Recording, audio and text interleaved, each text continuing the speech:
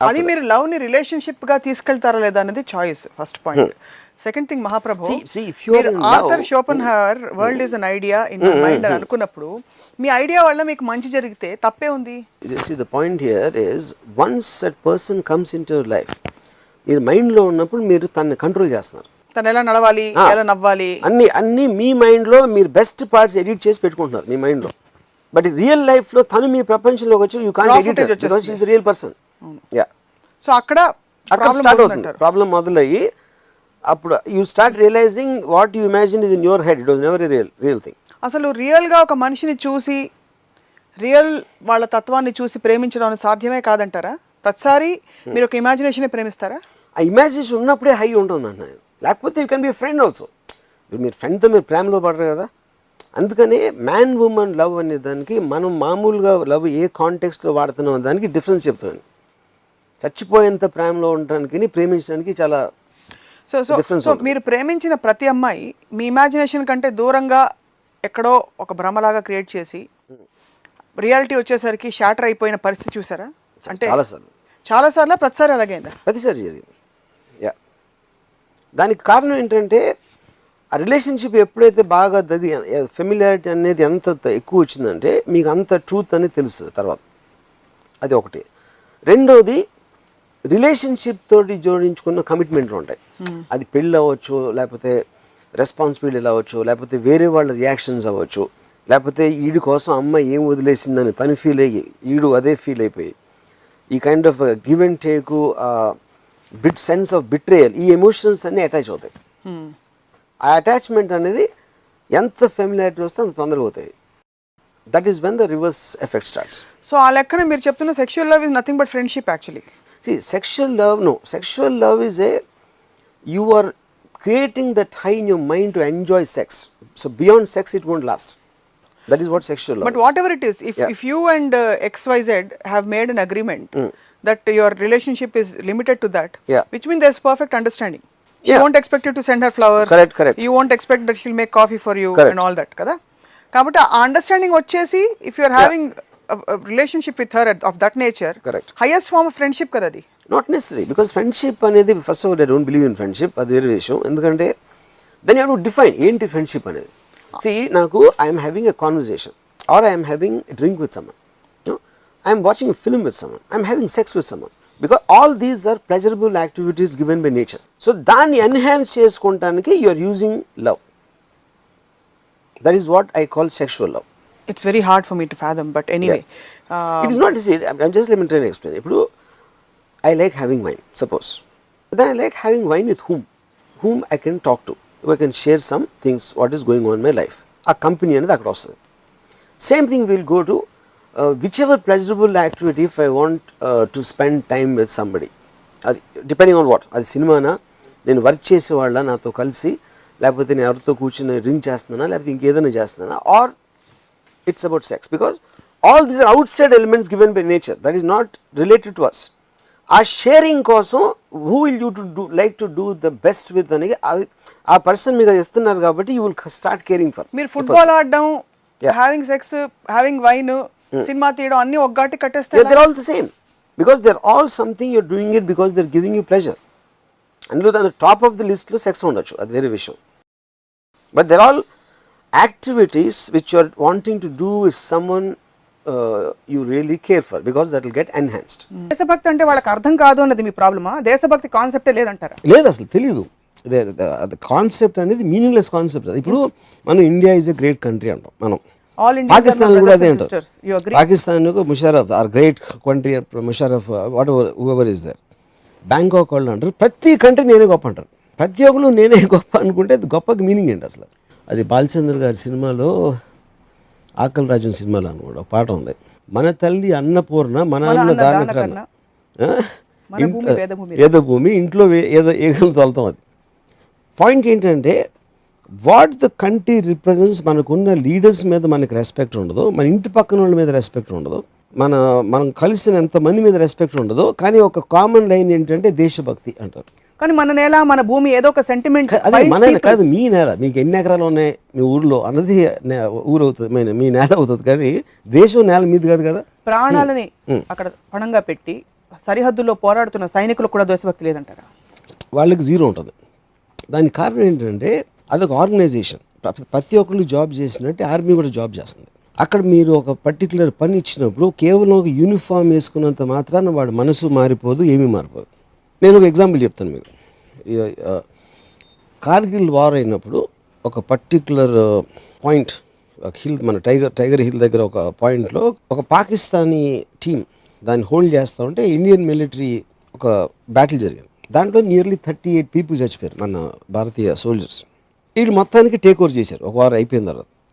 ఎప్పుడైతే పాకిస్తాన్ టీం దొరికిందో అక్కడ ఒక క్యాప్టెన్ ఇక్రముద్దీన్ అని అతన్ని చంపేశారు. నాకు చాలా క్లోజ్ అయిన ఒక జర్నలిస్ట్ ఢిల్లీలో ఉన్నాడు అప్పుడు కార్గిల్ ఆ పర్టికులర్ పాయింట్లో. తను చెప్తున్నాను, ఈ క్యాప్టెన్ ఇక్రముద్దీన్ బాడీని కిందకి తీసుకొచ్చి వీళ్ళు ఆల్రెడీ ఎంతమంది వాళ్ళ ఫ్రెండ్స్ కలీగ్స్ చచ్చిపోయారు, ఎనిమీ సోల్జరు, చచ్చిపోయిన బాడీని వాళ్ళు పొడిసి తన్ని ఆ కోపాన్ని తట్టుకోలేక అది చేసి తర్వాత అందరూ కూర్చుని జేబులు గీబులు అన్నీ చెక్ చేస్తే జేబులో ఒక లవ్ లెటర్ దొరికింది. ఎవరు వైఫ్ రాసిన ఒక లెటర్. దాంట్లో she said something like what ever happens don't forget to smile, that is the second best you can do with your lips అని రాసిన. ఒక సోల్జర్ ఏమో మా పెద్ద రొమాంటిక్ రో ఇడు అని ఏదో హిందీలో అన్నాడు. అంటే ఏంట్రా నీ వైఫ్ లేదా ఏంటి అలా మాట్లాడుతావు అని ఇంకోటి కోపం వచ్చింది. సో సడన్గా ఎనిమీ సోల్జరు అక్కడ చచ్చిపోయి పడున్న అతను వాళ్ళకు వచ్చిన లెటరే తనకి వచ్చింది కాబట్టి అతను హ్యూమన్ బీయింగ్ అయిపోయాడు. అటు పాకిస్తాన్ కూడా ఇంకేంటి అనేది మర్చిపోయారు. దాని తర్వాత ఇంకొక లెటర్లో నువ్వు పాయింట్ని పట్టుకునడానికి బాగా చేస్తున్నావు అని కమాండింగ్ ఆఫీసరు ఒక లెటర్ రాశాడు. ఆ లెటర్ ఉంది ఇంకోటి. అది చూసి ఒక ఇండియన్ సోల్జర్ నవ్వటం మొదలుపెట్టాడు. ఏంటంటే వాళ్ళకు కూడా అదే లెటర్ వచ్చింది, అని తీసుకోవడానికి ఎంతో ట్రై చేస్తున్నాను, మిమ్మల్ని కమెంట్ చేస్తున్నాను. సో ఈ రెండిట్లో ఏమైంది, సడన్గా అక్కడ ఉన్న పరిస్థితిలో ఒకళ్ళ బ్యాక్గ్రౌండ్ ఒకళ్ళు తెలియటం వలన వాళ్ళిద్దరూ కలిసి మనుషులు అయిపోయారు. ఇండియా పాకిస్తాన్. అప్పుడు ఇంకోటి ఏంటి, మీరు ఆర్మీని పంపిస్తున్నారు, ఎందుకు పంపిస్తున్నారు? ఢిల్లీలో ఉన్న కొంతమంది డిసైడ్ చేస్తారు ఏదో ఒకటి వెళ్ళి అని కొట్టాడు. వీళ్ళు క్వశ్చన్ చేయరు, ఎందుకని క్వశ్చన్ చేయాల్సిన ఆథరైజేషన్ వాళ్ళకి ఉండదు. దేశభక్తి అనేది ఏంటి, అది వెళ్ళిన వాడిని చంపేయని ఆర్డర్ ఇచ్చినప్పుడు చంపేయటానికి నేను నా దేశం మీదకి వస్తాడా అని అలాంటి ఎమోషన్తో వెళ్ళరంట. అది నేను చెప్పేది. That is a job they are doing there and they will have lot of internal. నా ఉద్యోగం తీసుకోవచ్చు, వర్మగారుల సినిమాలు తీసుకోవచ్చు, అక్కడ వెళ్ళి పని లేకుండా వెళ్ళి ప్రాణాలని. దట్ ఈస్ మీరు you're taking a certain decision. ఆర్మీలో చేరిన అందరూ కేవలం దేశాన్ని రక్షించుకోవడానికి, దేశానికి ప్రాణాలు ఇవ్వడానికి కానీ ఎవ్వరు వెళ్ళరు. నాకు చాలా మంది తెలుసు. They doing it one more job. పోలీసులోకి ఎందుకు వెళ్తారు, డాక్టర్స్ ఎందుకు అవుతారు, దేనికి ఎందుకు, అన్నిటికీ వాళ్ళ సెన్సిబిలిటీలో వాళ్ళ రీజన్స్ ఉంటాయి. ఐ కాంట్ జనరలైజ్ అందరూ ఎందుకు వెళ్తారు. What I'm having a problem with is, మీరు వంటలు చేసుకోకూడదు అంటారు, ప్రేమ బుల్షిట్ అంటారు, పిల్లలు పుట్టడం బుల్షిట్ అంటారు, పెళ్లి బంధనం అంటారు, అన్నిటినీ నో నో నో అంటున్నారు. మీకోసం మేము మార్స్ గ్రహంపై ఒక ఇల్లు చూసి పెడతాం, వెళ్ళి ఉంటారా? I love the fact that నాకు, ఎందుకంటే I look at all this like a naturalist. ఒక న్యాచురలిస్ట్ అడవిలోకి వెళ్ళి యానిమల్స్ని స్టడీ చేసినట్టు నేను స్టడీ చేస్తాను. మనిషా, దేవుడా, ఒక శాస్త్రవేత్త, లేకపోతే సైకియాట్రిస్టా? నేను రాముని. That's what Ramuism is about. It's my view of life. Your view of life. Okay.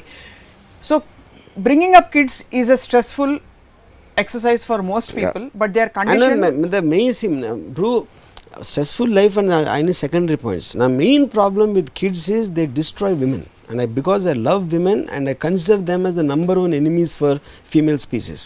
Okay, fundamentally adi category A objection. Category B objections evanna unnaya? Destroy father also? Yeah, because for the children's sake he'll have to do a lot of things. ఇందాక నేను చెప్పినట్టు నా కొడుకు, నా పిల్లలు ఇలా అవ్వాలి, నా అనే దాంట్లో, బికాజ్ లేకపోతే తను ఏదో కొన్ని రోజులు ఉండి చచ్చిపోతాడు. ఎనీవే, ఎప్పుడైతే నా వంశం కంటిన్యూ అవ్వాలి, నా పిల్లలు అయిపోవాలన్నప్పుడు ఆ గ్రీడ్ అనేది చాలా ఎక్కువైపోతుంది. And that because detrimental to ill effect to society. అంటే నేను ఇండివిజువల్ ఫ్రీడమ్ని ఎక్కువ ప్రేమిస్తాను సోషల్ ఫ్రీడమ్ కన్నా, but I'm talking about from they perspective itself. What they don't realise is what they want as a సమాజం actually has a negative effect because of children. But people are continuing to have more and more kids. ఇప్పుడు societal దీనివల్లే obligation కోసం కనీసం పిల్లల్ని మన వంశాంకురం అలా వెళ్ళాలంటే ఒకళ్ళని కన్నా ఊరుకుంటారు, ఇద్దరు ముగ్గురు నలుగురు ఎందుకంటారు? వేరే పని లేదు కదా వాళ్ళకి. సో పని లేక కంటున్నారు మోస్ట్లీ పని లేక, ఇంకా they don't have any clear path of wisdom. They know better about their lifes అంటారు. అప్పుడు నాకు నలుగురు పిల్లలు, పెద్దోడు ఇక్కడ చేస్తున్నాడు, రెండోడు అమెరికాలో ఉన్నాడు, మూడోడు ఎక్కడెక్కడికి వెళ్తున్నాడు, అయ్యే అంటాం అంతే. ఇంకేం అసలు పెద్దబ్బాయి పెళ్లి చేసాం, చిన్నోడికి ఎదుగుతున్నాం, చిన్నోడికి మంచి సంబంధం వచ్చింది, ఆడికి 300 కోట్లు ఆస్తుంది అంటున్నారు, ఒక్కతే కూతురు, మళ్ళీ అదొక కాన్స్పిరసీ. కొడుకు లేదు కాబట్టి మొత్తం డబ్బు ఎక్కడే వచ్చేస్తుంది అని అదొక వెనకాల ఒక ప్లాన్. ఇదంతా పెద్ద మాఫియా యాక్టివిటీలు చెప్తున్నారు పిల్లలు కండం అనేది మీరు. It is It is close to what I mafia. I don't know is the right word, but yes, that is a general sense. Pre-designed conspiracy of society, nature or God or society or evil annattu. And hence just నిన్నే నేను ఒక ఇదంతా ఒక్కతే కూతురు, దాంతో మొత్తం కొడుకులు లేరు, వాళ్ళకి పిల్లలు లేరు కాబట్టి వీళ్ళకి సంతోషం, ఎందుకంటే ఒక్కతే కూతురు ఉంది కాబట్టి ఈ డబ్బులు వచ్చేస్తాయి. వీళ్ళకి నలుగురు పిల్లలు, వీళ్ళకి ఓకే, ఎందుకంటే ఈ నలుగురు పిల్లలు 4 రెట్లు ఎక్కువ డబ్బులు చేసుకోవచ్చు. So they also become investment thing for some people. తల్లిదండ్రులు తప్పని ఎవరిది నేను అంటలా, తప్పని వర్డ్ నేను ఎప్పుడు వాడిన అసలు. The point is the effect of that, why it has come and what harmful effects it have both from social perspective and their own perspective. మరి హైయెస్ట్ కామన్ ఫ్యాక్టర్ ఏదో ఒకటైనా తీయాలి కదా. One is lack of fear of law, correct. రెండోది mind set మార్చడం అనేది it's gradual process. రాత్రికి రాత్రి ఎవరు అందరూ మారిపోరు. Correct. So there should be ఒక ఇమీడియట్ రిలీఫ్, ఇంటరిమ్ రిలీఫ్ కైనా ఒక పద్ధతి ఏమైనా అవలంబించాల్సిన అవసరం ఉంది కదా. ఉదాహరణకి ఒక 2-3 శిక్షలు వరుసగా గబగబా వేస్తే అమ్మ బాబోయ్ వీళ్ళతో పెట్టుకోవద్దు, చట్టం మన వెంటాడుతుంది. ఎందుకంటే ఇందాక చెప్పాను ఫస్ట్ మన ఈ డిస్కషన్ స్టార్టింగ్ లో, ఇట్ వోంట్ చేంజ్. ఎవరెవరి దగ్గర చేస్తారో వాళ్ళు అసలు ఎనరు. I don't think they will listen also, which is what the case of the Bombay rape case. Nirbhaya incident జరిగి అంత పెద్ద గొడవ జరిగిన తర్వాత there is absolutely no dip in the rape graph. అదే మీకు ప్రూఫ్ అయిపోయింది కదా. ఎవరైనా భయపడిపోతారు అనుకుంటాం కదా. అంత పెద్ద గొడవ జరిగి, డెమాన్స్ట్రేషన్ జరిగి, రేప్ లాస్ అమెండ్ చేసేసి అన్నీ చేసిన తర్వాత ఎవరికైనా ఆలోచన రావడానికి భయపడతారని మనం అనుకుంటాం కదా. అసలు ఏ మాత్రం లేదు డిప్ గ్రాఫ్లో, విచ్ మీన్స్ ఇవన్నీ మనలో మనం మాట్లాడుకోవటానికి కానీ where it has to reach it will never reach. I have two lead questions, Varma garu, before we conclude today's topic, although it's a never ending topic. ఒకటి, మరి శిక్ష ప్రోటోకాల్ లేదు ఇన్వెస్టిగేషన్ ప్రోటోకాల్ మీ దృష్టిలో ఐడియలీ ఎలా ఉంటే బాగుంటుంది? ఒక rape case ఇలాంటి ఒక ఘోరం జరిగింది, దాని తర్వాత పట్టుబడ్డారు వీళ్ళు కొంతమంది ఒక 1 week 10 days లోపల. వాళ్ళ ఈ protocol of investigation and coming to common consensus, how should it be in your view? See, 2 points. ఒకటి, delay in serving justice, I don't think it's a point. ఎందుకంటే as long as he is removed from society, he is not posing a danger. ఇక ముందు వీడితో danger లేదు అని లోపల పెట్టిన తర్వాత ఎవడైతే బయట తిరుగుతున్నాడో మళ్ళీ చేస్తాడో ఇన్వెస్టిగేషన్ ప్రాసెస్ స్పీడప్ అనేది చాలా అవసరం. వాడిని బయటికి తీసిన తర్వాత నా ఉద్దేశంలో there should be psychiatric evaluation. ఎవరెవరినైతే పట్టుకున్నారో అది నేషన్ వైడ్ చూడాలి.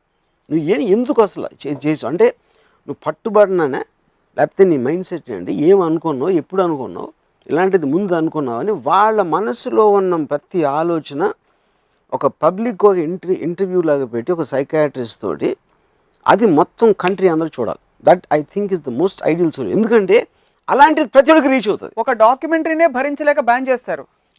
అది ఇండియన్ గవర్నమెంట్ థింగ్. అది ఎవరు చేశారు నాకు తెలియదు. ద పాయింట్ ఈజ్ అది, కానీ దానికి పర్ఫెక్ట్ రెజొనెన్స్ వస్తుంది. ఎందుకంటే ఆడు రేప్ చేసాడు తెలుసా, ఆడిని చంపే నరికే, ఆడు ఏంటో తెలియదు, ఆడు ఏం ఆలోచించో తెలియదు, ఆడి బ్యాక్గ్రౌండ్ ఏంటో తెలియదు, అవన్నీ తెలుసుకోకుండా ఊరిని చంపేసిన మాత్రం భయపడి అందరూ ఆపేస్తున్నారా, ఎవ్వరు ఆపట్ల, ఇంకా జరుగుతూనే ఉన్నాయి. అప్పుడు అలాంటి ఓటు ఎలా ఆలోచిస్తాడు అనేది తెలియటం అనేది మోస్ట్ ఇంపార్టెంట్ థింగ్.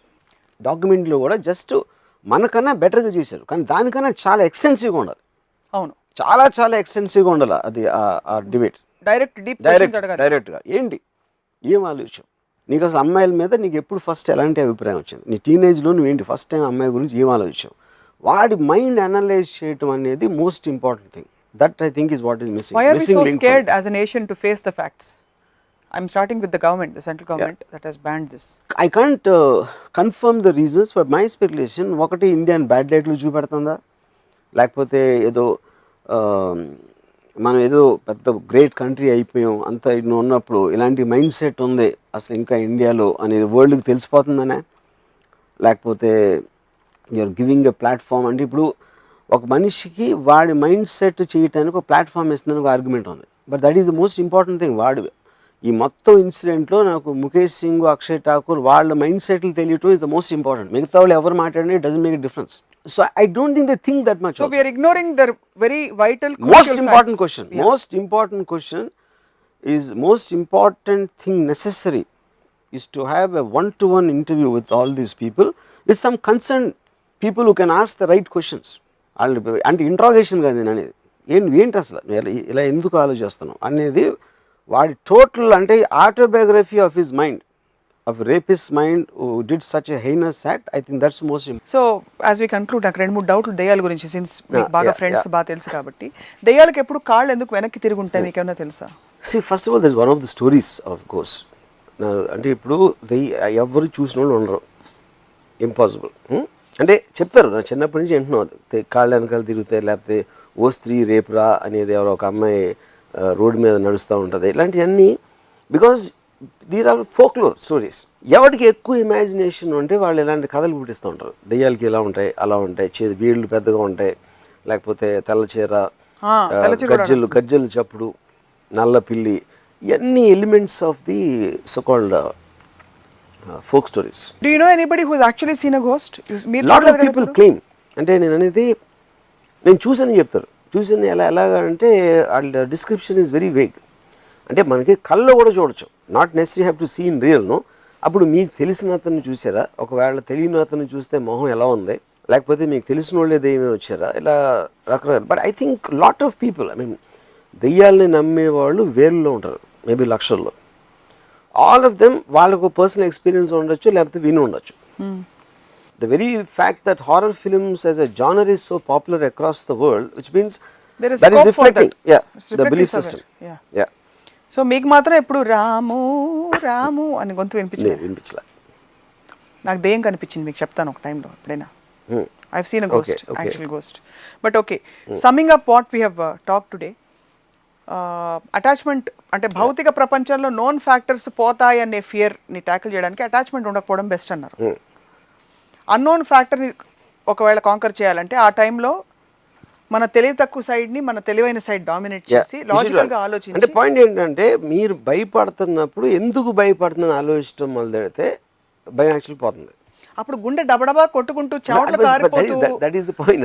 జుట్టు పీక్కుంటూ ఉంటే అదే నా ఎబిలిటీ ఉండాలా, అది అందరికీ ఉంటుందా అంటే అట్లీస్ట్ అర్థం చేసుకున్నప్పుడు ఎక్కడ యూ కెన్ ట్రై దట్. కానీ టెక్నిక్స్ ఏమైనా వర్కౌట్ అవుతాయా? డాబా మీదకి మిడ్-నైట్ 12ంటికి వెళ్ళి ఒక్కళ్ళే వెళ్ళి రావడం, గ్రేవ్ యార్డ్ లో ఒక నైట్ అంతా స్పెండ్ చేసి రావడం, ఇలాంటి టెక్నిక్స్ ఏమైనా వర్క్ అవుతాయి to conquer that kind of fear? ఎందుకంటే point is you are instead of sitting there. ఇప్పుడు మీరు వెళ్ళి ఇందాక ఎగ్జాంపుల్ ఇచ్చాను, తలుపు తెరవనంత వరకు మీకు భయం ఉంటుంది, నడిచేంత వరకు భయం ఉంటుంది.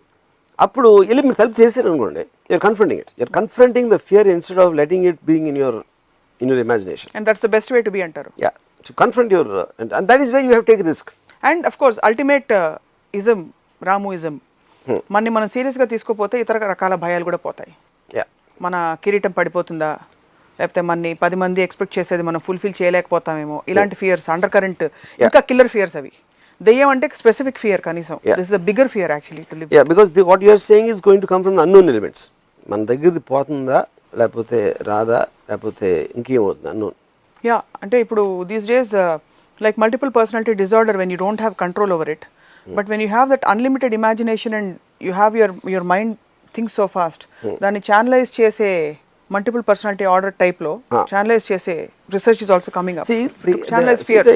This is the point I tell you. ఇప్పుడు మల్టిపుల్ పర్సనాలిటీ అనేది it is called dissociative disorder in today's terms. The multiple personality as a term has been removed from the medical dictionary. No, ఈ dissociative disorder ఏమవుతుందంటే ఇప్పుడు స్వప్న ఒకలా ఆలోచిస్తుంది, ఒకలా feel అవుతుంది.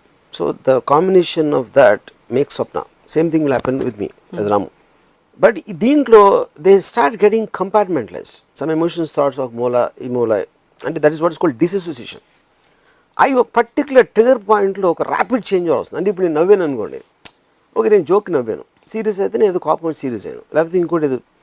కానీ సడన్గా నేను సీరియస్గా ఉండి నవ్వి మళ్ళీ ఇలా కంటిన్యూస్గా ఎక్స్ప్రెషన్స్ చేంజ్ చేస్తున్నాను అనుకోండి, and without any logic behind it, why I'm expressing. Appudu I look like different people. Appudu a rapid changeover of that is what which makes people feel that there is some kind of there is some different personalities inside, which is where the multiple thing can. Cell ఫోన్కి ఎక్కడ లేని ప్రాధాన్యత. అంటే 15-20 ఏళ్ల క్రితం ఈ instrument లేకుండా మనుషులు బ్రతికారు, బాగా బ్రతికారు. వచ్చాక ఒక్కసారిగా అన్ని తారుమారైపోయి చకచకా జరిగిపోతున్నాయి. What you think?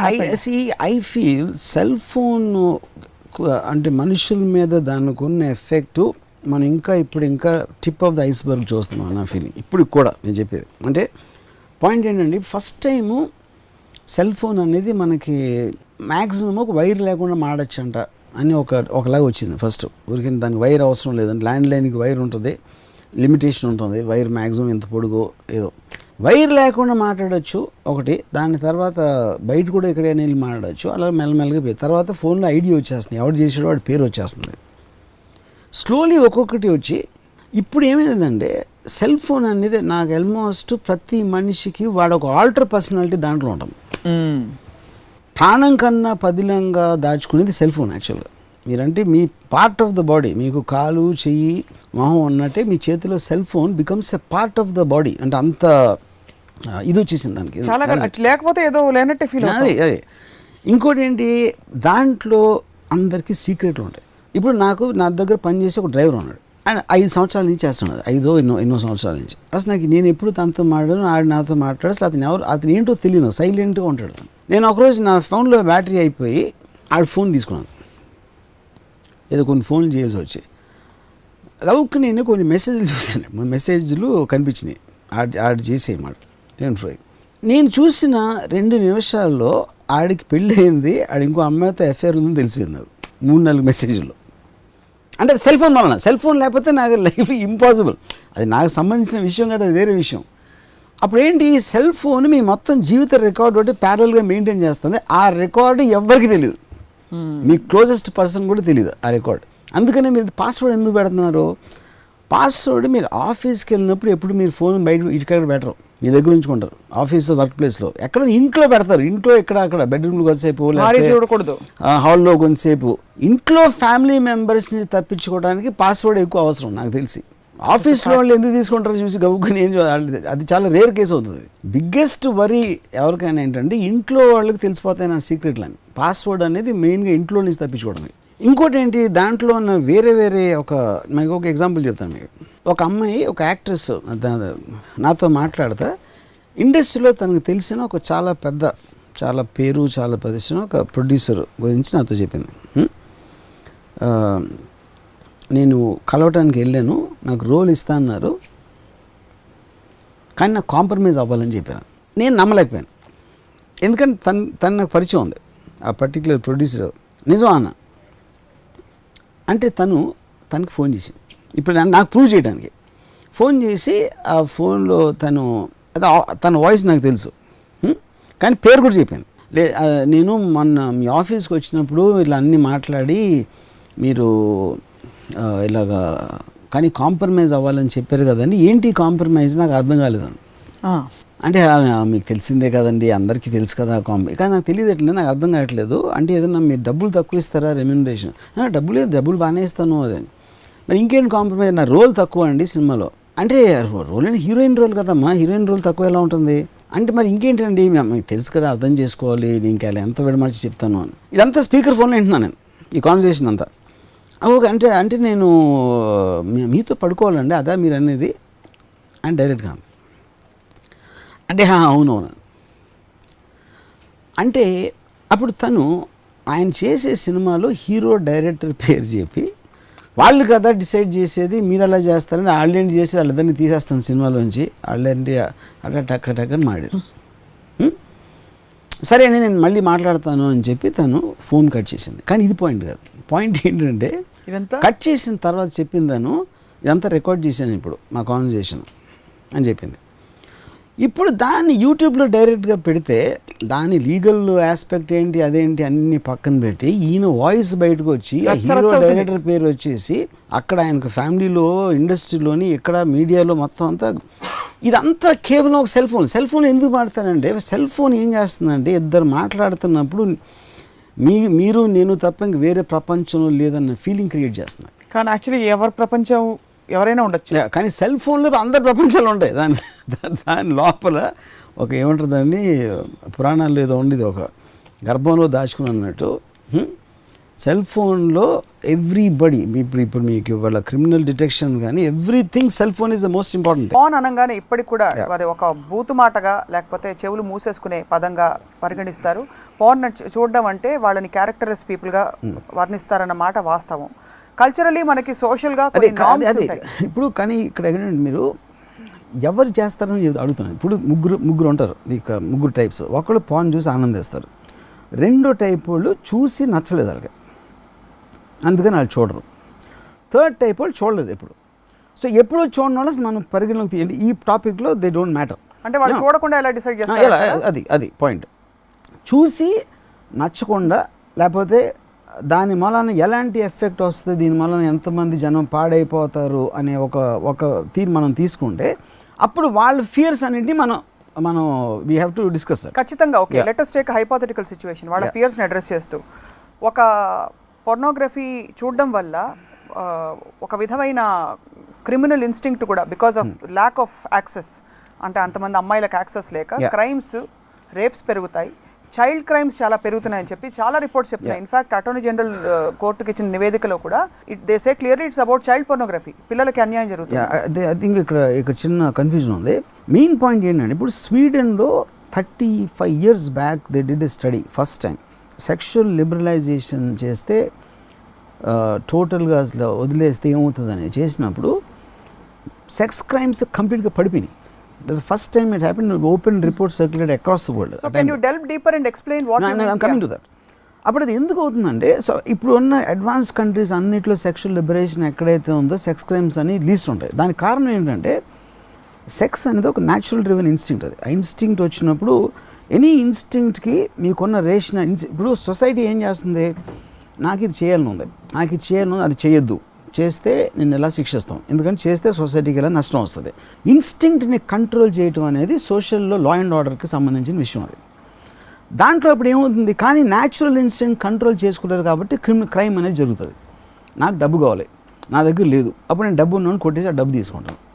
నాకు అమ్మాయి అంటే ఇష్టం వచ్చింది, అమ్మాయి నాకంటే ఇష్టం లేదు, అప్పుడు అమ్మాయి నేను బలత్కారం చేస్తాను. This is how crimes happen.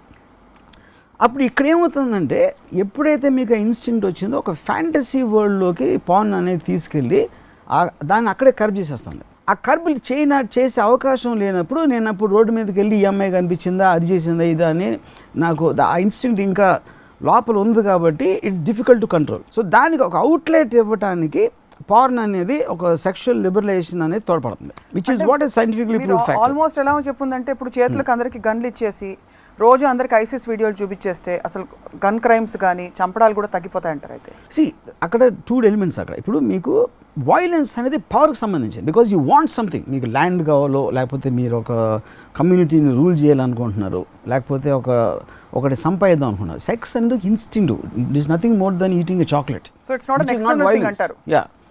Violence as an agenda. మీకు దానితోటి మీకు ఏదైనా సంపాదించాలి, సాధించుకోవాలని అనుకుంటున్నారు. సెక్స్తో ఏం సాధించుకోరు. అది ఉన్న ఎమోషన్లో 1-2 నిమిషాలు మీకు ఒక ప్లెజర్ ఇచ్చి వెళ్ళిపోతుంది. భోజనం చేసి మంచి టేస్టీగా ఉంది, ఆకలి తిరగని మర్చిపోతారు, మళ్ళీ ఆకలి వేసేవారు. సో దానికి ఒక ఎండ్ అనేది ఉండదు. వైలెన్స్కి ఎండ్ ఉంటుంది, because there is an end, there is a very clear cut objective for why you want to use violence. So that is not going to be the same. Ramu garu, media అంటే మీకు లవ్వా హేటా రెండువా? నాకు media అంటే love, మీడియాకి నేనంటే hate. అంటే almost ఇది ఒక ప్రేయసి వెంట పడుతూ రాను అంటూనే చిన్నది అనే కరెక్ట్ కాదు. ప్రేమ అనేది వర్డ్ కరెక్ట్ కాదు. మీడియా ఏమో నన్ను కొట్టడానికి వస్తుంది, నేనేమో మీడియాని నిమ్మటానికి వస్తా, అంతే. అది. But seriously I mean actually చూస్తే there is a fascinating association మీది మీడియా తోటి, be it the new media, traditional media like TV, newspapers. ఎక్కడో మీరు మీ సినిమాలు ఉన్నా లేకపోయినా కూడా the most media friendly, media savvy or media hot celebrity in India. How come? See, to point, first of all, you have to define what is media. Media anedi, it is actually giving a voice to individual or a group of individuals or a certain organization. It is trying to get your message across, whether it's your thought or what you want to convey or anything, it is getting it across. కానీ ఇక్కడ ఏమవుతుందంటే ఇది ఒక loud స్పీకర్లోంచి నేను చెప్తున్నా, suppose స్పీకర్లోంచి loud స్పీకర్లోంచి నాకు చెప్పాల్సింది కూడా చెప్తున్నాను. So loud speaker as it ఈస్గా కన్వే చేస్తుంది. కానీ ఇక్కడ మీడియా లౌడ్ స్పీకర్ కాదు, ఎందుకంటే media also has a thought of its own, media also interpretation of its own, media has a certain analysis of its own. So మీరు చెప్పిన మాటల్ని loud speaker రీఇంటర్ప్రిట్ చేసి దాని సొంత తెలుగు యూజ్ చేసి దాని సొంత ఇంటర్ప్రిటేషన్ యూజ్ చేసి దాంట్లోని అర్థాలు బయటికి తీసి లేకపోతే లేని అర్థాలని కూడా ఆపాదించి చేయటం అనేది మీడియా పని ట్రెడిషనల్గా. సో ఇప్పుడు ఉదాహరణకి నేను ఒక ట్వీట్ పెట్టిన అనుకోండి, ఇప్పుడు ఏమన్నాడో తెలుసా వర్మ ఇలా అంటే ఇప్పుడు ఏమన్నాడో తెలుసు చెప్పింది ఫస్ట్ ఆఫ్ ఆల్ ట్రాన్స్లేషన్ కరెక్ట్గా ఉండదు. ఇంకోటి ఏంటి, నేనేదో మామూలు వాయిస్లో పెడితే అది ట్యాంగ్ అని ఒక బ్యాక్గ్రౌండ్ మ్యూజిక్తో వస్తుంది అది ఆ ట్వీట్. అది ఆ ఇంటర్ప్రిటేషన్ అది. ఎందుకంటే వాళ్ళకి కావాల్సింది డ్రామా. ఇన్ఫ్యాక్ట్ మేము సినిమా తీసినట్టే media also makes lot of films. Actually media is a far better film maker than any film maker in the country. ఎందుకు వాళ్ళు మేమేమో 6 నెలలు సంవత్సరం కూర్చొని తల్ల బదులు కొట్టి స్క్రిప్ట్ చేసి 2 గంటలు థియేటర్లో కూర్చోబెట్టని చచ్చిపోతాం సిన్స్ ఫిల్మ్ మేకర్స్. వాళ్ళు 5 మినిట్స్లో 2 మినిట్స్లో ఆలోచించి టకటక హాట్గా దోశలు వేసినట్టు మీ వార్తల్లో వేస్తూ ఉంటే ఆటోమేటిక్గా క్రియేటివ్ లెవెల్ అనేది మాకు మించి 100 రెట్లు ఉండదు దానికి. సో అక్కడ ఆబ్వియస్లీ అక్కడ ఎందుకు ప్రాబ్లం వస్తుంది, మీడియాకి బిగ్గెస్ట్ శత్రువు నా దృష్టిలో రిమోట్ కంట్రోల్. అక్కడ ప్రేక్షకుడు అనేవాడు లేకపోతే ఇంట్లో కూర్చున్నారు, ఒక రిమోట్ కంట్రోల్ చేతిలో పట్టుకుని కూర్చుంటాడు. ఒక్క సెకండ్ ల్యాగ్ వచ్చిందంటే టపక్కని వేరే ఛానల్లోకి వెళ్ళిపోతాడు. అందుకని కంటిన్యూస్గా ఇంట్రెస్ట్ మీరు మెయింటైన్ చేయాలంటే గొంతు పెట్టుకోండి, అవును చూడు చూడు చూడు చూడు చూడు చూడు అనడానికి మీరు డ్రామా క్రియేట్ చేయాలి. ఆ డ్రామా మ్యూజిక్ అవ్వచ్చు, హెడ్లైన్ అవ్వచ్చు, లేకపోతే ఎమోషనల్ ఒక అవుట్ బస్ట్ అవ్వచ్చు, ఏదో ఒకటి అవ్వచ్చు. మళ్ళీ విరుచుకుపడ్డారు రామ్ గోపాల్ వర్మ పవన్ కళ్యాణ్పై అంటే పవన్ కళ్యాణ్ గురించి ఏదో చేసాడంటే అయిపోయింది, మళ్ళీ వెళ్ళిపోయింది, రిమోట్ వెళ్ళిపోయింది వేరే ఛానల్కి. అప్పుడు మీరు ఎంత అగ్రెసివ్గా మీరు చేసినప్పుడు అప్పుడు అంత హోల్డ్ ఉంటుంది ఛానల్ మీద. అప్పుడు ఏమవుతుందంటే ఒకసారి మీడియా స్టార్ట్ చేస్తారు. ఇది వాళ్ళు ఇప్పుడు ఫర్ ఎగ్జాంపుల్ నేను 26/11 వెళ్ళినప్పుడు media became big outcry. నేను తాజ్కి వెళ్ళాను, అప్పుడు నాకు బర్ఖాదత్తు నేను నా కారణాన్ని నేను ఇచ్చాను ఎందుకు వెళ్ళాను ఏంటి అది అని. కానీ మీరు చూసినప్పుడు అలా ఏదో ఒక అదో రకంగా చూస్తున్నారు హోటల్ని అని అడిగింది బర్ఖాద్. నేను అదో రకం మీరు నా మీద రెడ్ సర్కిల్ పెట్టి నా హై స్పీడ్ షార్ట్ కట్ చేస్తే ఎవడైనా టెర్రరిస్ట్లేగా ఉంటాడు. అది మీ వాళ్ళు చేసిన పని, నేను కాదు చేసింది అది. ఇప్పుడు గబుక్క మీరు మోస్ట్ పయస్ మ్యాన్ ఇప్పుడు నరేంద్ర మోడీ గారి మీద రెడ్ సర్కిల్ వేసి హై స్పీడ్ ఇలా తల తిప్పితే ఆటోమేటిక్గా ఆయన ఏదో పాకిస్తాన్కి వెళ్ళి విలన్ అయిపోయాడు అనుకుంటాం. సో ద పాయింట్ ఈజ్ చెప్పిన దానికి డ్రామటైజ్ చేసిన దానికి ఈ రెండింటి మధ్యలోంచి వెళ్తున్నారు. సో అప్పుడు చాలామంది నా మీదే ఎందుకు నేనే ఎందుకు అని అడిగిన క్వశ్చన్కి ఒక పాయింట్ ఏంటంటే నాలాగా స్ట్రాంగ్గా I mean what ever I feel అనేది చెప్పడం అనేది చాలామంది చేయరు. మీలాగా అంటే ఇప్పుడు నేను గబుక్కున అంటాను, పుష్కరాలులో ఎంతోమంది చచ్చిపోయారు తొక్కిస్లాట్లో, సరిగ్గా అరేంజ్మెంట్స్ చేయలేదు అది ఇది అని అంటే నేను అన్నప్పుడు దేవుడు తన్ని చూడటానికి వచ్చిన భక్తుల్ని దేవుడే కాపాడకపోతే ఎవరో గవర్నమెంట్ ఆఫీస్ వాళ్ళు ఏం కాపాడతారు లాంటి ట్వీట్ ఏదో పెట్టాను. కానీ మామూలుగా అందరూ ఏం చేస్తారు, ఎక్కువ మంది పెట్టేది దేవుడిని పక్కన పెట్టేసి చంద్రబాబు నాయుడు గారు గవర్నమెంట్ తిడతారు, లేకపోతే అక్కడ ఆఫీసర్ని తిడతారు, లేకపోతే ఇవన్నీ చేసి ఇలాంటి అంటే పొలిటికల్లీ రైట్ అని దేవుడిని మాత్రం పక్కన పెట్టేస్తారు. సో ఆబ్వియస్లీ అందరూ చెప్పిన దానికి నేను డిఫరెంట్గానా లేకపోతే వాళ్ళు అనుకోనిది నేను ఒక దాన్ని అటెన్షన్ డ్రా చేశాను కాబట్టి అది ఎక్కువ ఇంట్రెస్ట్ క్రియేట్ చేస్తుంది కాబట్టి దాన్ని అప్పుడు రామ్ గోపాల్ వర్మ మళ్ళీ కాంట్రవర్సీ మీరు చేస్తున్నాను, నేను చేయట్లా, నాకు అనిపించింది నేను చెప్పాను నా వాక్ స్వాతంత్రంతో. ఏ సిచ్యువేషన్కి అయితే మనం ముందే ప్రిపేర్డ్ అయిపోతామో దాని రిపర్కషన్స్కి మనం భయపడం. ఉదాహరణకి బ్రిటిష్ వాళ్ళ కబంధ హస్తాలు వాళ్ళ తూటాలు కూడా వచ్చి ఏమన్నా జరగచ్చు అని సిచ్యువేషన్కి ప్రిపేర్ అయిపోతే యూఆర్ ఫియర్లెస్. కానీ కుక్క వచ్చి కరుస్తుందని మన మామూలు ఆలోచన పరిధిలో ఉండదు.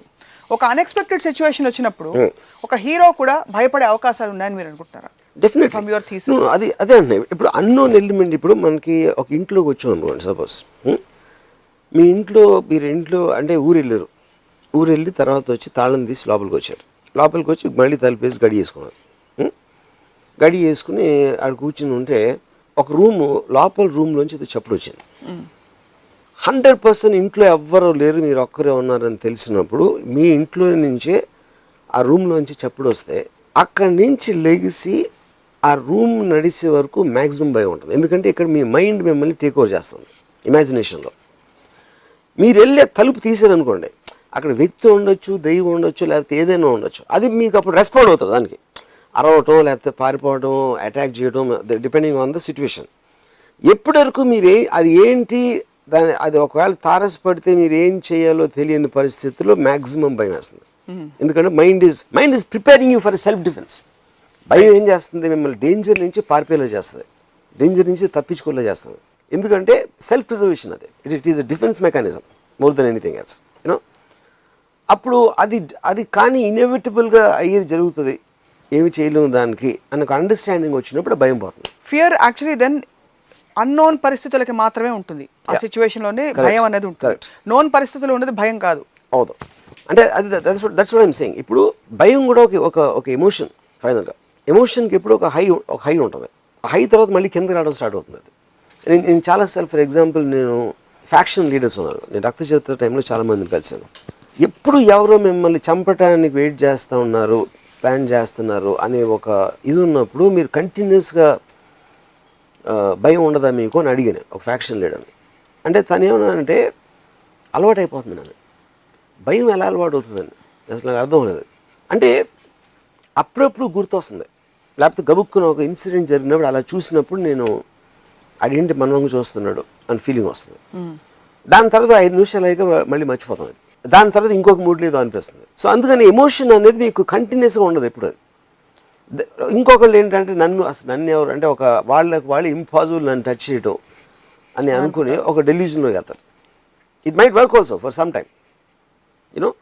సో అది అన్ఎక్స్పెక్టెడ్గా అంటే ఇప్పుడు ఫ్యాక్షనిస్ట్కి ఎక్కువ హై రిస్క్ ఉంటుంది. అంటే మీరు కార్లో ట్రావెల్ చేస్తున్నప్పుడు రోడ్డు మీద కూడా ఎప్పుడైనా అవ్వచ్చు యాక్సిడెంట్. ప్లేన్లో వెళ్తే ప్లేన్ మాయమైపోవచ్చు, క్రాష్ అవ్వచ్చు. సో డెత్, హర్ట్ అనేది కంటిన్యూస్గా ప్రతి ఒక్కరి లైఫ్లో chances of it are there 100%. అందుకని మీరు కంటిన్యూస్గా ఇప్పుడేమవుతుంది అప్పుడేమవుతుంది అనే భయపడే మూడ్లో ఉంటే there is no end for that, ఆ ఫియర్ దానికి. అప్పుడు ఇన్ఎవిటబుల్ జరుగుతుంది, మనం ఏం చేయలేం అనే అండర్స్టాండింగ్ వచ్చినప్పుడు మీ ఫియర్ ఫ్యాక్టర్ అనేది it will keep on coming down.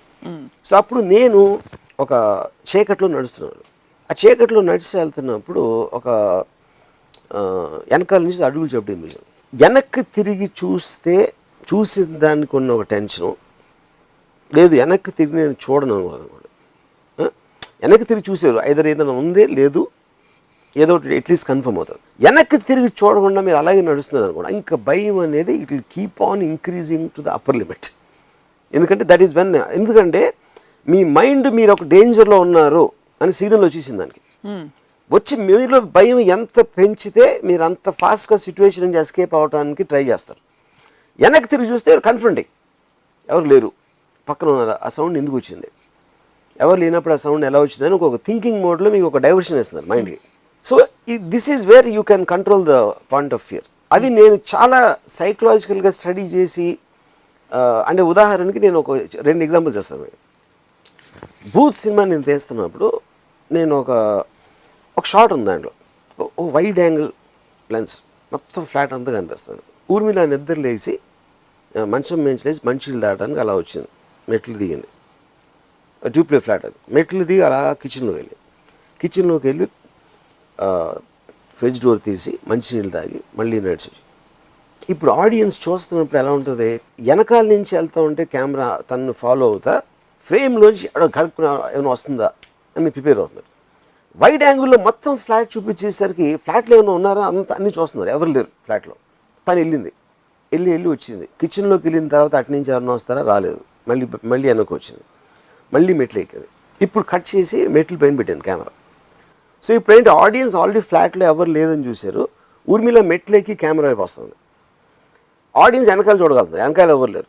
Urmila ముందుకు చూస్తుంది కాబట్టి ముందు కూడా ఎవరు లేరు అనేది ఫిక్స్ అయ్యాం. ఎప్పుడైతే తన దగ్గరకు వచ్చి ఇలా కెమెరాని పాస్ చేసిందో కొంచెం ప్యాన్ చేసి ఒక అమ్మాయిని చూపించినాడు. ఈరోజు థియేటర్లో నేను చూస్తూ ఉండే మొత్తం థియేటర్లో తీసింది అలా. అంటే ఎందుకు, this is nothing but I'm playing with the audience's mind. In fact yes, yeah. So ఇప్పుడు ఇదే థింగ్ నేను ఒకవేళ వెనకాల నుంచి వెళ్ళి ముందు నుంచి ఇదే షార్ట్ తీసి అసలు ఏమాత్రం it won't work out. So it is that thing. ఈ సినిమా తీస్తున్నప్పుడే ఆ దయ్యం పేరు మంజిత్ సినిమాలో నేను ఇంటికి వచ్చాను రాత్రి 2:33 o'clock. సో నేను నా బెడ్రూమ్ ఎల్ షేప్లో ఉంటుంది. నేను బెడ్ మీద పడుకున్న తర్వాత నిద్రపోవటానికి ట్రై చేస్తున్నాను. సడన్గా నాకు మంజీత గోడ వెనకాల ఉందని ఫీలింగ్ వచ్చింది. నేను ఇప్పుడు అంటే ఇప్పుడు ఎల్ షేప్ కాబట్టి ఇలా గోడ ఉంది, ఆ గోడ వెనకాలగా ఉంది, నేను ఇక్కడ ఉన్నాను. నేను చూసి ఒక సెకండ్ తర్వాత నవ్వాను. యాక్చువల్గా నేను బయటికి నవ్వు, ఎందుకంటే నన్ను నేను ఛాలెంజ్ చేసుకుంటున్నాను. అంటే నేను భయపడరా అని ఇది మాట, కానీ ఫీలింగ్ ఉంది అక్కడ ఉందని. కొంచెంసేపు ఆగి మంజీత అన్నాను, రిప్లై లేదు. మళ్ళీ నవ్వుకుని అవి పడుకున్నాను. పడుకుని గోడకి ఎక్కడైతే ఉందనుకో అటేపు తిరిగి పడుకున్నాను. ఒక అడుగులు చప్పుడు వచ్చింది, అడుగులు చప్పుడు వచ్చింది. నేనేంటి ఇప్పుడు నా మైండ్ నాతో ట్రిక్స్ ప్లే చేస్తుందా? ఎందుకంటే ఇమాజినేషన్ అనేది మీ కళ వచ్చింది అనుకోండి, కళ్ళు ఎన్నో జరుగుతూ ఉంటాయి. ఎవరో తలుపు కొడతారు, ఇది చేశారు, అది చేశారు. సో మైండ్ అనేది మీకు మేల్కుగా ఉన్నప్పుడు కూడా ఇమాజిన్ చేయొచ్చు. It is taking over your thing. ఆ అడుగులు చప్పుడు వస్తుంది, వచ్చి ఎవరో బెడ్ ఎక్కినట్టు ఒక ఫీలింగ్, ఆల్మోస్ట్ బ్రీతింగ్ ఏంటి, గబుక్కుని వెనక్కి తిరిగితే అవ్వలేదు. మళ్ళీ అలా తిరగగానే ఎవ్వరు లేరు. అది నేను రికవర్ అయ్యేసరికి మళ్ళీ గోడ వెనకాల నుంచి ఒక చిన్న నవ్వు వచ్చింది. నేను పక్కన స్టెరియో సిస్టమ్ ఉంది, అది ఆన్ చేశాను. అది ఆన్ చేసి ఫుల్ వాల్యూమ్ పెట్టాను. అంటే స్ట్రేంజ్గా ఇప్పుడు మామూలుగా డిస్కోస్ అంటే క్లబ్ సాంగ్ లాంటివి వచ్చినప్పుడు దెయ్యం రాదా? ఎందుకంటే మనకి ఎప్పుడు ఒక డార్క్ బ్యాక్గ్రౌండ్ స్కోరు, సైలెన్సు, ఇవన్నీ అసోసియేటెడ్. ఒక క్లబ్ సాంగ్ పెట్టగానే అట్మాస్ఫియర్ మారిపోయింది అక్కడ. కానీ ఇది నేను కావాలని ఆ అట్మాస్ఫియర్ని పారదోలటానికి చేసిన ఒక కాన్షియస్ ప్రయత్నం. కానీ స్ట్రేంజ్గా ఇది వస్తూ ఉంటే మళ్ళీ చెవులు ఎందుకంటే ఒకసారి నవ్వు వినిపించినట్టు అనిపించింది కాబట్టి దీన్ని ఓవర్కమ్ చేసి వినిపిస్తుందా అని విధి వినకుండా my years were concentrating on what is happening అక్కడ. తర్వాత అది కట్టేసాను, మళ్ళీ సడన్ సైలెన్స్. ఇప్పుడు లెగసీ వెళ్ళి చూద్దామని I was bracing my self. ఈ లెవెల్లో ఐడియా వచ్చింది నాకు. ఐడియా వచ్చి నా ఫోన్ తీసుకుని మంజీత్ రోల్ ఎవరైతే చేస్తున్నారో ఆ అమ్మాయికి ఫోన్ చేశాను. ఆ అమ్మాయి ఫోన్ అయితే హాయ్ సార్ అనేది, ఇంత లేట్గా ఎందుకు చేశాను అమ్మాయి అనుకుంది. ఆ సీన్ భలే చేసావు నువ్వు ఏదేదో చెప్పేసి కాసేపు ఆ అమ్మాయితో మాట్లాడి అది పెట్టేసి అప్పుడు వెళ్ళి చూసాను అన్నమాట. యూనో, సో నాకు ఈ అన్ని చోట్ల భయం అనేది ఒక ఫ్యాక్టర్. రెండోది I'm getting very amuse with my self. అంటే నేను భయపడుతున్న టైంలోనే నాలోంచి నేను బయటకు వచ్చి మళ్ళీ నన్ను స్టడీ చేయటం మొదలెట్టాను. ఈ మొత్తం ప్రాసెస్లో స్టెరియో వేస్తే స్టెరియో ఎందుకు వేసావా అని నాలో ఇంకొక పర్సనాలిటీ బయటకు వచ్చి ఏ మైండ్ సెట్లో నేను స్టెరియో సిస్టమ్ ఆన్ చేశాను, ఏ మైండ్ సెట్లో నవ్వు ఎందుకన్నా అనిపించింది. So I'm getting amuse with my self at the same time as I'm getting scared. Same thing మీరు ఆడియన్స్లో కూడా చూస్తారు, ఇది ఆడిటోరియంలో ఎప్పుడు భయపడి నవ్వుకుంటారు. లేకపోతే పక్కోడు ఎక్స్ప్రెషన్, రెండోసారి హారర్ సినిమా చూస్తే పక్కనోడు expression it gives you more entertainment and laughter than actual fear. So భయానికి హ్యూమర్కి I think there is very strange connection. So I think the controlling aspect of fear is very very high and it can just completely blank your mind in terms of that is the intensity of the emotion. ఇంకోటి ఏంటి, ఇప్పుడు ఇందాక చెప్పినట్టు 2 rooms ఉన్నాయి అనుకోండి, ఒక రూమ్లో పులి ఉంది, ఇంకో రూమ్లో ఏమీ లేదు, కానీ సూపర్ న్యాచురల్ థింగ్ ఉంది, దెయ్యం. అంటే పులి అనేది నోన్ క్వాంటిటీ, అది దానికి పళ్ళు ఉన్నాయి, ఇవి ఉన్నాయి. 2 చోట్ల మీరు చచ్చిపోతారు. అది తెలిసినా కూడా you will be more scared of దెయ్యం. బికాజ్ అది అన్నోన్ పారామీటర్, దానివల్ల ఏమేమి పాసిబిలిటీస్ తెలియదు. డెఫినెట్లీ ఇలా చేస్తుంది అని తెలుసు. అది మీ వెనకాల ప్రస్తుతం మంజీత్ ఉంది. నా వెనకాల థ్యాంక్స్, నేనే మంజీత్ని.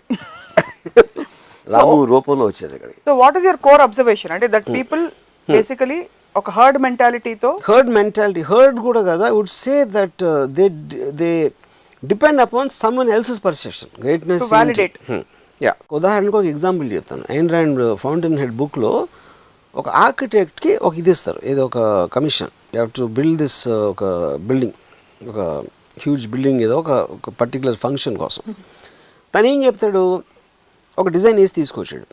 అది కానీ మాకు కొంచెం రెనెసెన్స్ స్టైల్లో అయితే బాగుంటుంది అని వాళ్ళు ఏదో ఒక సజెషన్ ఇస్తారు.